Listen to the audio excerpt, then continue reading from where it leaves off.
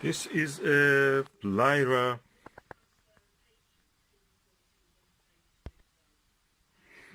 102 F11 long tube achromatic doublet refractor telescope. It comes in this beautiful wooden box. It has 4 locks on the side, which when you open, you can actually see the gem inside. This is the long tube refractor. It comes with a beautiful feather touch, massive, robust, 360-degree rotatable Crayford focuser, which has a 2-inch and 1.5-inch adapters. The rate of the turn is 1 to 11 or 1 to 10. So 1 turn of this, 10 turns of this smaller, finer feather touch.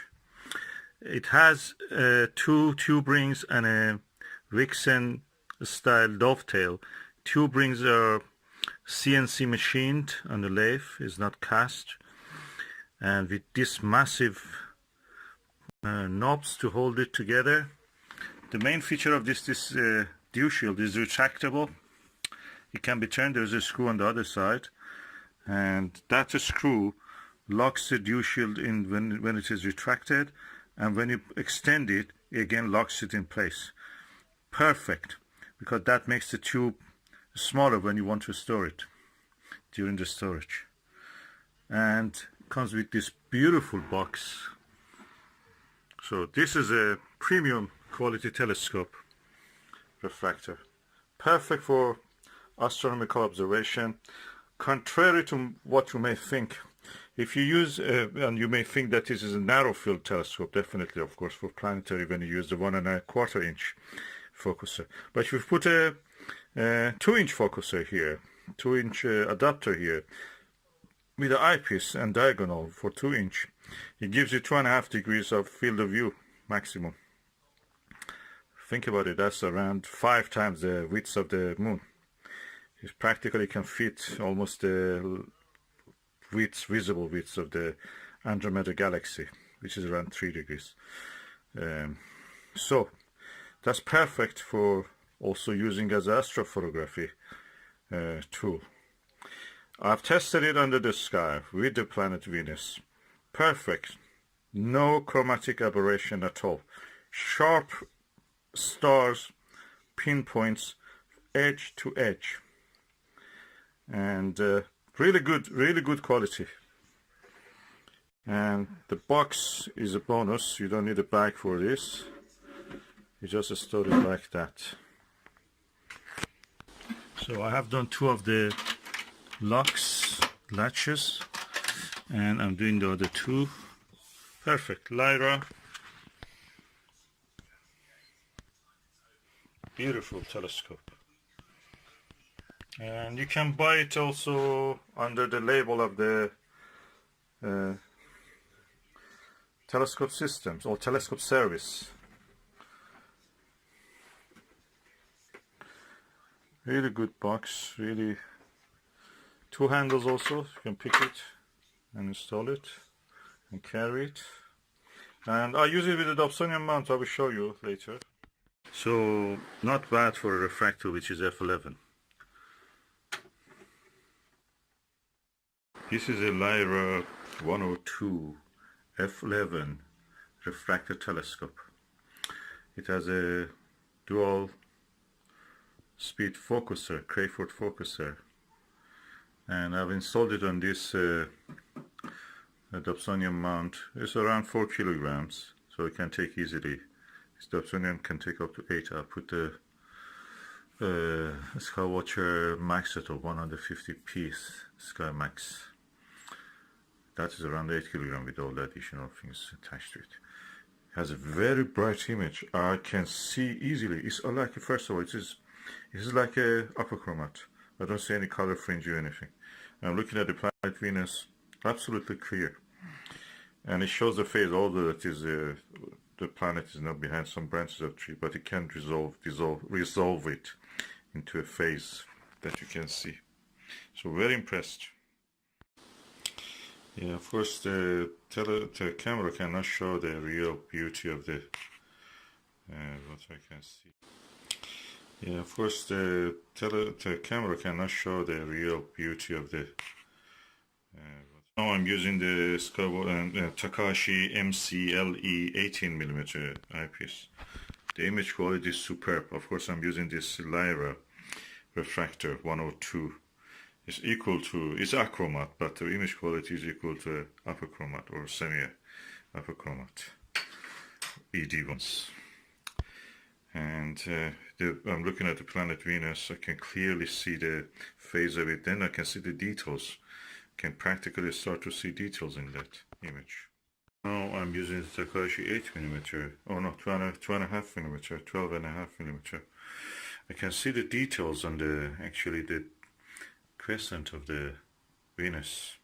Camera cannot show it unfortunately, but it's visible there. And this is despite the fact that the Venus is shining through the branches of the tree, dense branches. I'll show you how it looks. That's what it is. And if you can see, the branches are there. If I move my, you see the branches are blocking the planet flicks. Yeah. And it passes. I'm just moving my hand around 20 centimeters and just affects that. The image quality with Lyra is so good. The stars are so bright with this. The tiniest stars, I could not see them in the 5-inch Skywatcher 120. Skywatcher Star Traveler 120. But with this one I can see it. It's just 4-inch. F11. An amazing piece of engineering. It's made in China. Beautiful. Better than the Unitron which was made in Japan. Technology, everything is transferred, you know, it's like a soul. It's like a wind. Can go anywhere. Now the technology is in the Unitron is built in China. Look at this CNC machined, lovely tube rings, 4-inch, and is all here. This is a Skywatcher 60 by 30, I think 6 by 30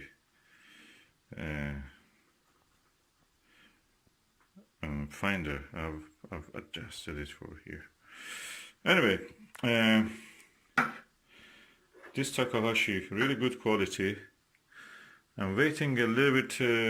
Venus comes out of the leafy parts, and so I can actually go and have observation without the leaves changing from time to time that cause a little bit disturbance. So I'm waiting for that, but you can see the quality in the Takahashi eyepiece.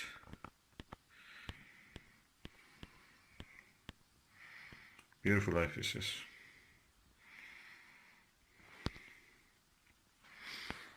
And this is a Vixen NPL 40mm, NLV 40mm, and this is the Alter Prism 2-inch diagonal prism, really good for planetary work.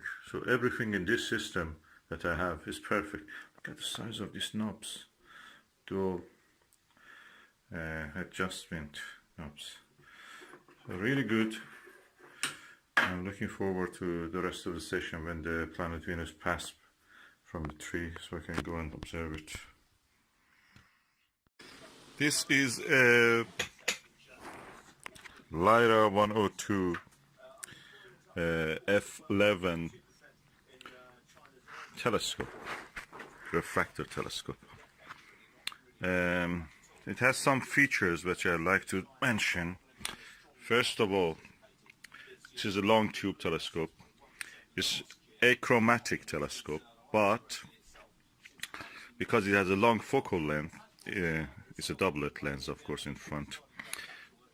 Practically, it acts and works like a apochromat, meaning that there is no color fringe or chromatic aberration, as we call it.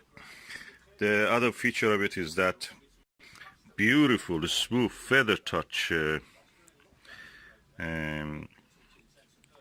Crayford dual speed focuser. That just on its own is a lot. That's probably costs around 150-60 pounds on its own.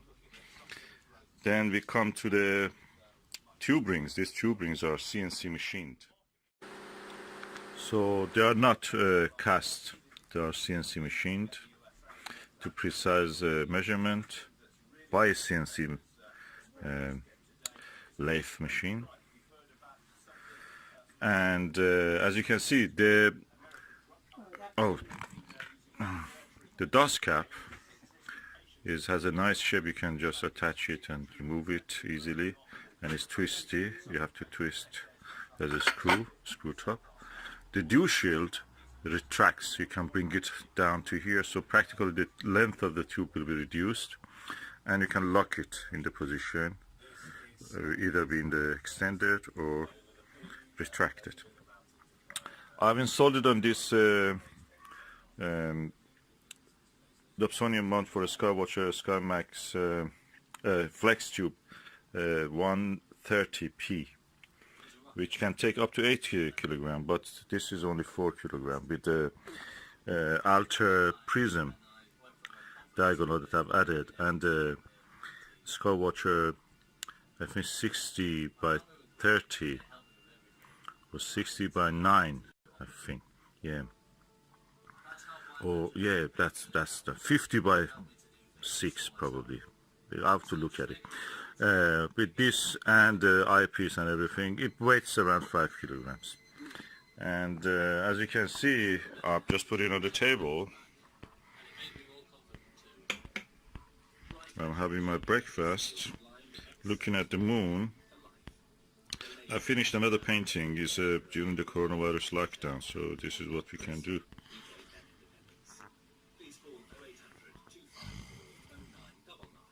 And this is a superb quality telescope. I watched the Venus last night with it.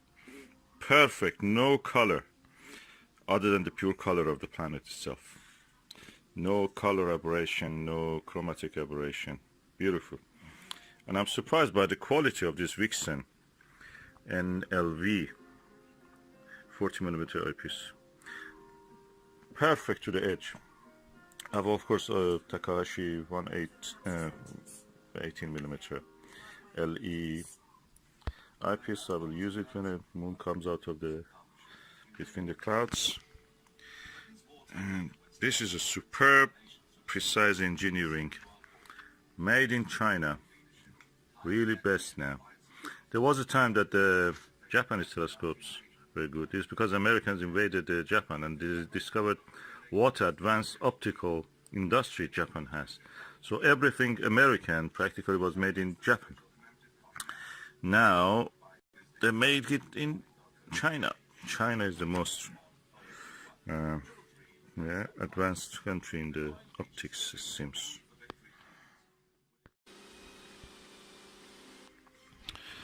The movements of this telescope and this Dobsonian mount is so smooth.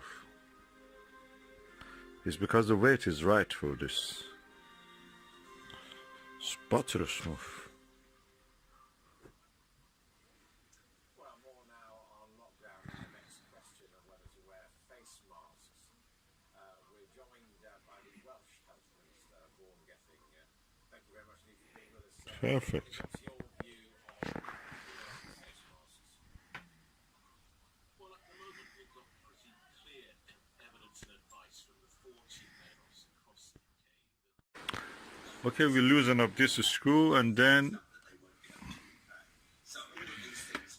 the dust cap, the dew shield will come down. Let us go and have a look in the mirror and the lens. 102mm of achromatic doublet lens.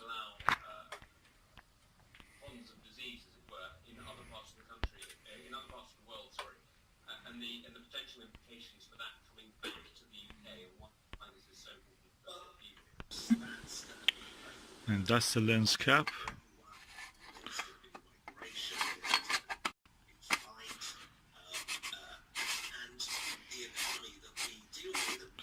Completely protected now.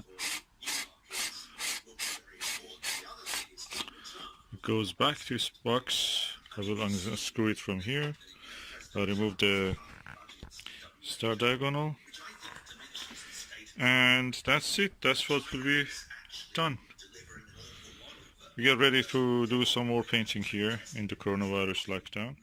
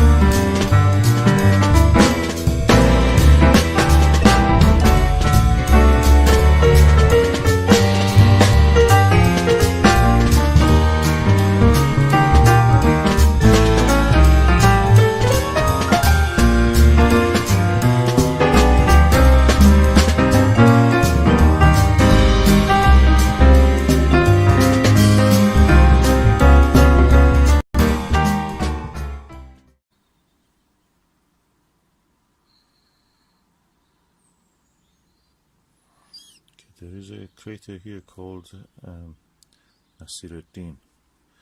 That's the crater which I'm now zooming on it. Tiny one at the end of the three craters which are joined together. It's called Nasiruddin after the Iranian astronomer.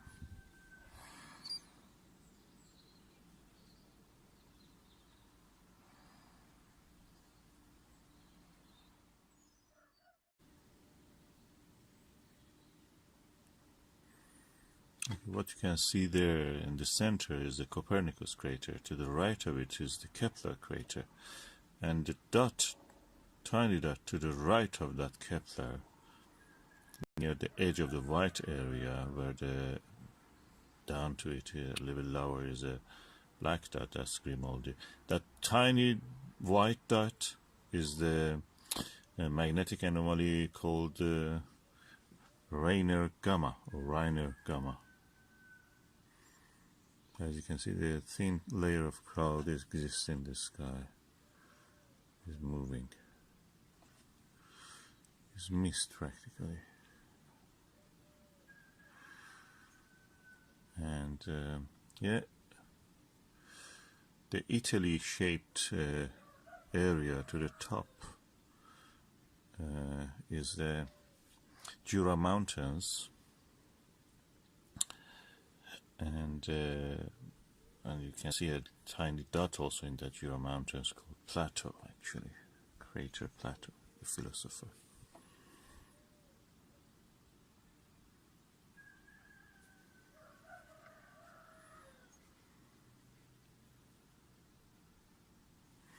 The bright dot to the 2 o'clock in this image, if you imagine the top part is 12 and the lower part is 6, at 2 o'clock of the image, in the middle of the, in somewhere in the black patch, the white dot is Aristarchus, and the area around it is Aristarchus Plateau, the volcanic area.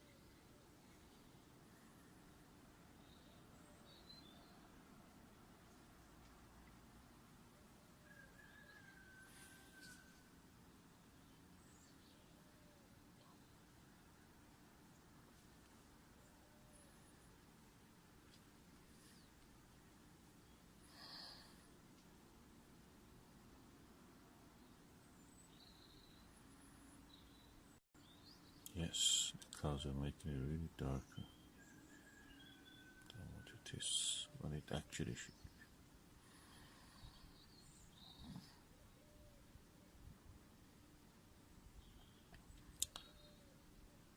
be. Yeah, and the circular feature, black circular feature at the top at 12 o'clock is the big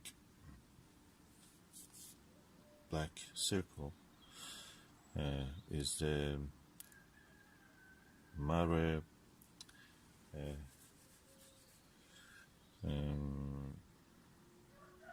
Imbrium, Sea of the Rains, and to the lower part of it at 7 o'clock of that circle, what you can see is the mountains of the Apennine. Apennine.